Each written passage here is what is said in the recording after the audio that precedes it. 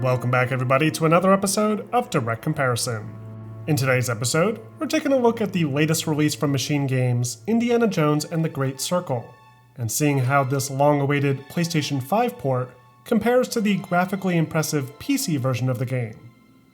For this video, the PC version is being played on a machine equipped with an RTX 5090 and AMD 9800 X3D, with the graphics settings maxed out as high as possible at a 4K resolution, and with ray tracing options all enabled.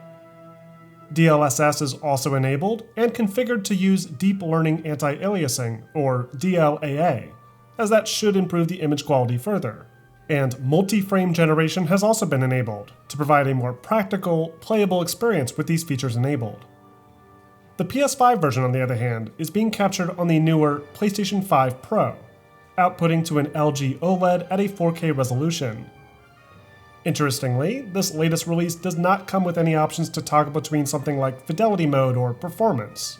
It instead simply targets a consistent 60 frames per second at a native 4K resolution, with what I presume is PS5 Pro's proprietary AI upscaling solution, PSSR, helping it to achieve this goal, evidence of which does occasionally present itself in some rare instances, as AI solutions often do. I've also decided to capture some footage of the game playing on the previously exclusive console platform, the Xbox Series X, in hopes of demonstrating the benefits of the newer PS5 Pro hardware to the previous console exclusive version of the game. Though it's worth noting that, having played through both console versions this past week, the differences are basically non-existent, with the only major difference between the two being the image resolution, and a slightly different color tone, but no significant change to models, object quality, lighting design, shadowing, or the effects. So let's kick this comparison off by first looking at some character models, starting with the titular archaeologist himself, Indiana Jones. In general, the character render for Indy in this game, regardless of which version you decide to play, is fantastic, with an extraordinary amount of detail, fantastic lighting, self-shadowing, and some great accompanying animation and voiceover work to go along with it. This really does feel like a long-lost Indiana Jones film, with only occasional blips where you can kind of visualize Troy Baker's facial mocap coming through due to his own personal mannerisms. But it's overall an extremely convincing portrayal, and completely sells you on the illusion every time he's on screen during the occasional dialogue sequences. Though what really helps to sell it, of course, is the rendering of the model itself, especially in how the light interacts with it. Lighting was an extremely key part of Indiana Jones' initial reveal, and Machine Games managed to deliver just that, by carefully recapturing that same moment almost exactly, down to the placement of the shadow along his face. The eyes have that same glint in the corner, half his face is obscured in darkness, and his stubble is silhouetted against the backdrop just the same. The only thing that really seems to break this illusion is the coloration of his skin, and the way light bounces off of it. In this example, the PS5 Pro version appears to get the closest here, with the left side of the face more deeply cast in shadow, and only a small hint of his cheekbone and that eye glint coming through.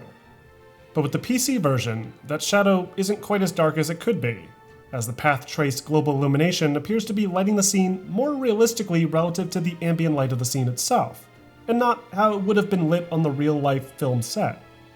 This same issue occurs all throughout the opening level, as the more technically advanced lighting available on PC doesn't necessarily capture the scene as it would have appeared in the film, and sometimes hides some of those finer details like the blood in Indy's cheeks, his stubble, and the shadowing along his hands and neck. You can, of course, disable the path-traced global illumination to achieve a similar effect, but aside from the character lighting in this opening reveal, the path-traced global illumination solution is significantly more impressive throughout the rest of the game, as we'll discover moving forward. Even still, Indy on PC does still feature much higher resolution textures across the board, including the surface of his skin, all the details along his hands, and even the quality of his iconic leather jacket, fedora, and whip. And the quality on PC stays much more consistent overall, as there are some intensive moments where the PSSR will be working harder than usual, pushing out frames like this one that are not nearly as clean as those on the PC. This situation is the same for supporting characters as well, like Alfred Molina's character, who's cast in a bit too much light with the ray-traced global illumination, but the global illumination on PS5 Pro and Xbox is more subtle and maintains that shadowing on the one side of his face, and gives it a more realistic look in the process. Once you get past that opening Raider sequence, things begin to favor the PC almost exclusively, to the point where it almost feels like a generational leap over the Xbox and PS5 Pro versions, with far crisper detail, actual reflective eyes, and superior global illumination in nearly every case. You'll find a lot of times with the PS5 Pro version that the sides of characters opposite a light source are occluded too much, hiding details that, in those same lighting scenarios, would be easily visible. Many of the fine details like skin textures, the hair cards, subsurface scattering, and shadowing help contribute to far more believable character renders throughout the game, giving the PC version a sizable edge over its console counterparts. So how about the game worlds themselves? Well, for the most part, the game worlds do remain virtually identical across all three versions. I looked at several environmental assets, including texture maps, object models, geometry, and decor. And while it may look completely different in a lot of these side-by-sides I've prepared, nothing's actually missing across any of the three versions. Nearly all the visual differences that you'll see here have to do more with the lighting and shadowing methods, that at a distance can give the illusion of there being less detail in the scene. There are some very minor improvements to texture resolution, which can be seen, ironically enough, when looking at this eye chart poster, along with other art assets scattered all throughout the game. But poly counts, object density, and even the LOD in most instances remains about the same. Some materials on the PC are tweaked with more reflective shaders, like this suit of armor here, marble floors at the Vatican, or various glass windows.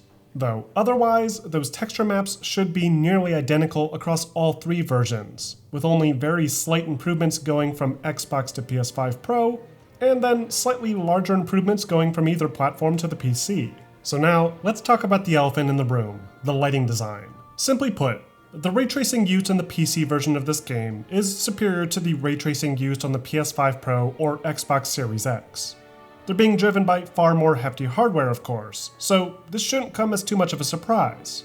But it's rare to see a newer game like this deliver such a starkly different visual presentation to this degree.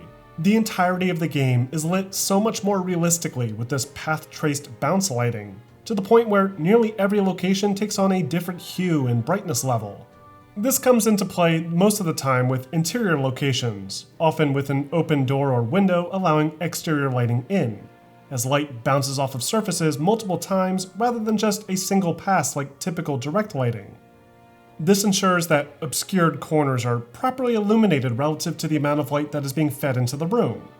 That, when combined with multiple light sources like in this scenario, provides a far more realistic looking interior location. When standing outside, the impact isn't quite as obvious, though it's still there too, and will help to illuminate things like trees, rocks, and greenery in a way that just wasn't possible without additional point lights or light maps in other games. The transparency of tree material like leaves also seems to have been handled differently on PC, allowing for light to pass through the jungle canopies, completely transforming scenes like this opening jungle level, and adding a real sense of vibrancy to the locale. The PC version also sports full ray trace reflections as well, that are used frequently for materials like glass display cases, windows, and even the broken shards of glass strewn along the ground. Water surfaces and reflective floors use them too, but are sometimes coupled with screen space reflections, and aren't quite as clear as the PS5 Pro or Xbox Series X's screen space only method. Now, when just looking at the consoles, I was surprised to find that the Xbox Series X version has a slightly different coloration to it, that brings it a little bit more in line with what we're seeing on PC. It's still not nearly as impressive as the PC global illumination, but you can see that same sort of warm bounce lighting in areas like the museum, that matches up a bit more closely than the somewhat more muted tone of the PS5 Pro version. It's subtle, but it was enough that it had me checking my console settings to make sure I was getting the full color range, though it does just seem to be how the ray trace global illumination on PS5 Pro is being handled. Shadows are another area that offer major advantages to the presentation for PC. Thanks to ray trace shadows, the shadow projections on PC are a major step up from the hybrid baked and dynamic shadowing used throughout the PS5 Pro and Series X. There's countless examples of superior shadowing on PC, from the softer self-shadowing on character models, to the more believable ambient occlusion and proper softness relative to the object distance. Even with the ray-traced shadows disabled, you will find that shadow render distances are far greater on PC as well. In fact, while the other benefits I've laid out here for PC are all nice, the shadow distance is the only area where I genuinely wish the PS5 Pro and Xbox versions had actually improved further, as it's an extremely distracting element that hurts an otherwise great console port of the game. Shadows pop in all over the place as you traverse the world, and even up close, the shadows are extremely pixelated and shimmer all over. This isn't nearly as problematic with the ray trace shadows enabled on PC, as those distant tree shadow renders are so diffuse that you can barely see them. This also happens to be one of the slight weaknesses of these ray trace shadows too, as the much more deliberate, artistic shadow renders put in at specific points in each level are more obscured than they probably should be. Take this lantern on the wall here. With PS5 Pro, you can see that nice intricate detail from the lantern projected on the wall. But with the ray trace shadows, that detail is practically gone. It may be more true to life, but artistically, it's likely taking away from that original intent. So, when it comes to shadows, yes, the PC version features much better shadows overall. But on occasion, it does seem to take away from the intent of the developers. An issue that doesn't present itself when you disable these RTX features, or if you're playing on PS5 Pro or Series X. So, how about the effects? Well, the effects, like the environmental design, look to be mostly unchanged.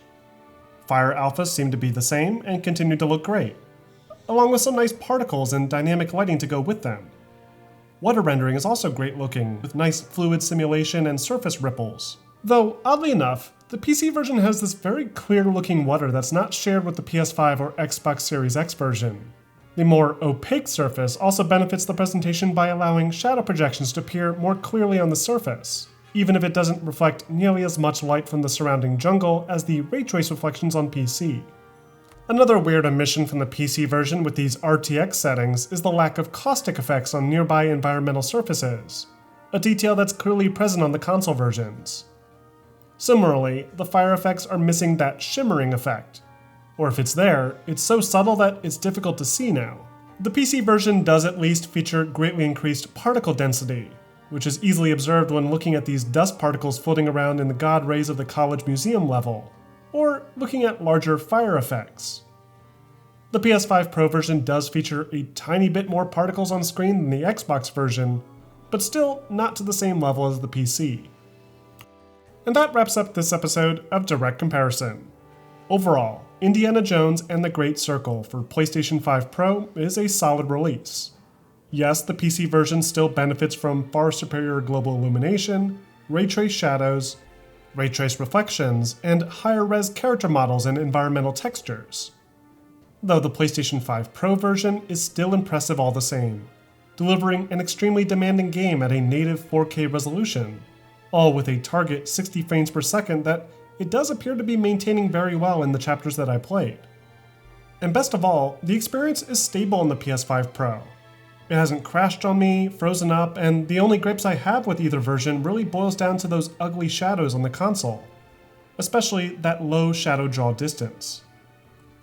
And considering the Xbox Series X is also targeting 60 frames per second, but at less than half the resolution typically due to its dynamic resolution scaling technique, the PS5 Pro version is unquestionably a step above, while still being considerably more affordable than the several $1,000s needed to deliver that maximum quality presentation offered by the PC.